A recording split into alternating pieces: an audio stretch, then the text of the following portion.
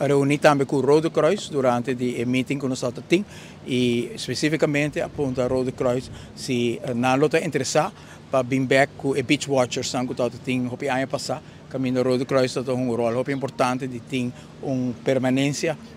estrutural e permanente arriba beach com pessoas com lifeguards com por acto de viagem e com diploma para sair também e Rode Kruis reacciona positivo diz que arriba tour aqui provavelmente nós lo topa também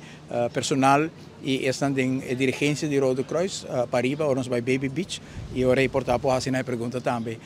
se não está clapa e trabalho provavelmente ele tem um pressuposto compartilhado. Nós mira um rol para a ATA, nós mira um rol para a ATA e também para o governo para subsidiar se o Rode Kruis aceitar a tarefa para pôr postos visa permanente canto de beach,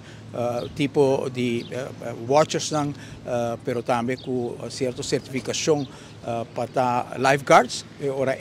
nós também temos ter um período de training, um período de recruitment e depois se põe estação aqui. Esse aí tem seu custo com ele, pero etapas capabilidade de gente, etapa de uma segurança na estão que bem lama e segurança nos turistas também e nós queremos com uma Aruba seguro, tal qual nós quer também para nós mesmos, para nós gente pero também para turistas. Focus op de openbare orde en veiligheid, algo que cai bouw de algemene zaken e é um tema que tem op cerca de meu coração, segurança de nós gente, riba caminda, riba beach, de lama e onde que me por aportar com voz também como primeiro-ministro de Aruba, tá onde porque põe toch peso para nossa comunidade também mira